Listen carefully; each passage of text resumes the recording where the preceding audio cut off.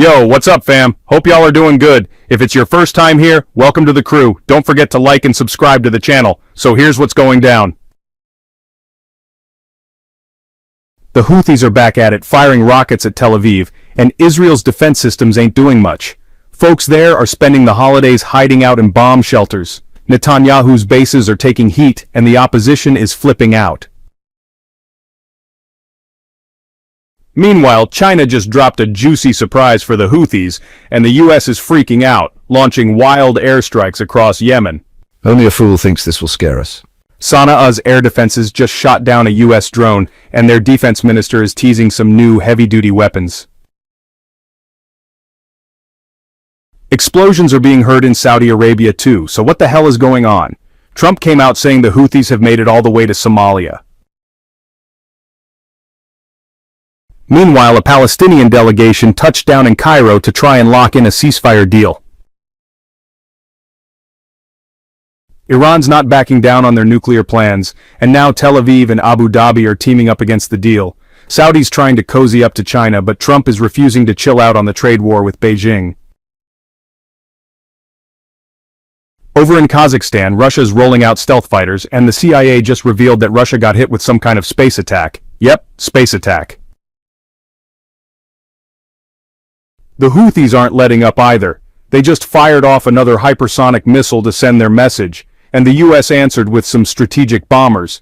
So yeah, it's getting real. Houthi military spokesperson Yahya Saree announced a big op using ballistic and hypersonic missiles called Palestine II and Thulfika, targeting key spots in Tel Aviv. One of those targets, the Stot Misha missile base near Ashdod. They also hit Ben Gurion Airport, which totally messed up air traffic and sent people running for cover. Panic City. According to Israeli military radio, the Houthis fired 20 ballistic missiles toward Tel Aviv in just 2 weeks.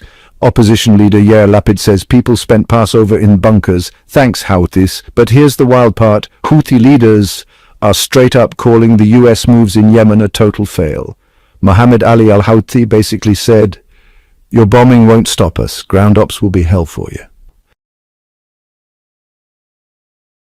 And after the US hit a ceramic factory in Sana'a with 3 airstrikes, the Houthis took down another American MQ-9 drone in Hajj. Leaked info from a high-ranking Yemeni military officer says new, next-level weapons are about to be introduced. Stuff neither the US nor Israel has seen before. Reuters picked up on that too. And after the US hit a ceramic factory in Sana'a with 3 airstrikes, the Houthis took down another American MQ-9 drone in Hajj. Leaked info from a high-ranking Yemeni military officer says new, next-level weapons are about to be introduced. Stuff neither the US nor Israel has seen before. Reuters picked up on that too. Back in Saudi Arabia after some loud blasts, the Saudi Defense Ministry quickly claimed it was just military drills. But the Washington Post isn't buying it. They're saying the Houthi escalation proves this fight is far from over. Washington and Tel Aviv can't just brush this off. During Passover, the Houthis launched more missiles and Israel tried to intercept them using 2 or 3 THAAD missiles, but they missed. Each one of those US THAAD missiles cost between $6 and $12.6 million. Oof. BBC military experts say the US money tap just ain't enough to patch up the holes the Houthis are blowing into Israel's defense. China's making moves too. They officially announced they're cutting tariffs on Yemeni goods to support the Houthis economically. Reuters quoted a Chinese diplomat in Yemen confirming the trade deal is live. When the US warned against targeting Chinese ships in the Red Sea, China clapped back, saying, "Nah, we've been patrolling that area since 2008 to keep things safe. Don't come at us."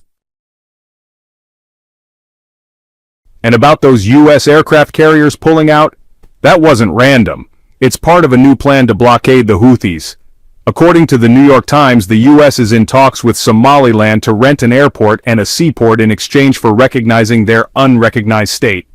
That area sits right across from Yemen, so yeah, it's a big deal geopolitically.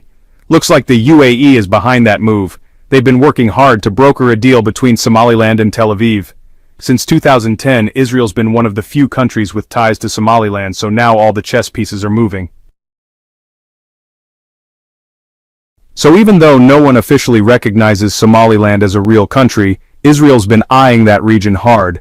especially since the Houthis started directly targeting Tel Aviv in retaliation for the Gaza war.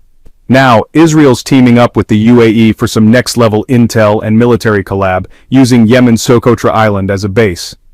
Reports say the UAE's brokering a deal that would set up a military base in Somaliland if Israel recognizes them as an independent state. This setup would let Israel strike back at the Houthis directly without waiting on Western countries to do their dirty work. That's straight from the papers. Now, while all that's happening, the region's sounding like a war zone, jets roaring, explosions popping off. Ain't nothing louder than the sound of guns out there. Gaza faction leader Taher al-Nunu says Tel Aviv is full of crap, spreading fake news about peace talks and offers that were never made. According to him, no new swap deal proposals were even sent their way.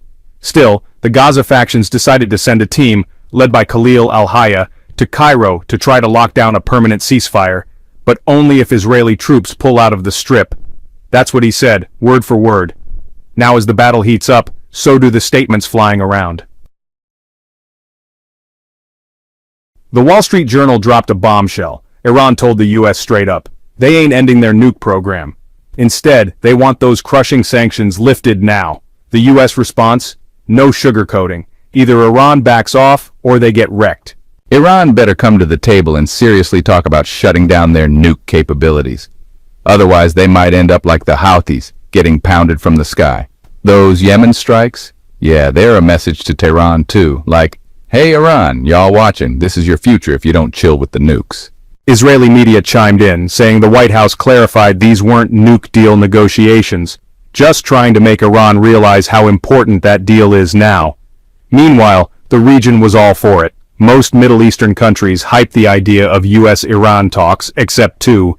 The UAE and Israel were the only ones not giving those talks a warm welcome. While all this drama unfolds, China's out here playing the long game. With the US distracted, Beijing's snatching allies left and right.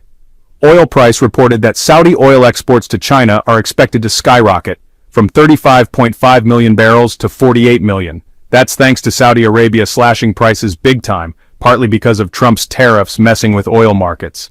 Over at the White House, officials say Trump made it clear, America can't rely on China for essential tech stuff anymore. Things like semiconductors, smartphone chips, and laptops. Even though those items were excluded from the crazy 125% tariffs, the US still wants out of that tech trap. But what's Russia up to right now? Why did news from Moscow just go ghost mode? Then boom, Putin drops a silent bombshell. Russia's deploying 8 next-gen Su-57 stealth jets to Kazakhstan. Yep. Those 5th-gen bad boys are now part of Russia's permanent Space Force deployment in that area. But wait, it gets way weirder. Fox News just published a declassified CIA document claiming, wait for it, that aliens attacked a Russian base in Siberia. Back in 1987, Soviet troops allegedly shot down a UFO flying over a military base. The wreckage? Apparently 5 alien beings crawled out, fused into a single glowing creature and exploded in a blinding flash that turned 23 soldiers into literal stone statues. Only 2 guys survived, because they were in a shaded spot and avoided the blast. No cap, that's what the document says. Witnesses claimed the aliens were short with big heads and massive black eyes. The soldiers supposedly fired a surface-to-air missile at the UFO, causing it to crash, and the rest is some wild sci-fi madness. Is it true? Or did someone binge-watch a cartoon and type up a government report? Anyway, the story ends with the YouTube channel Space Stone Youth of the Future asking y'all if you think this stuff's real.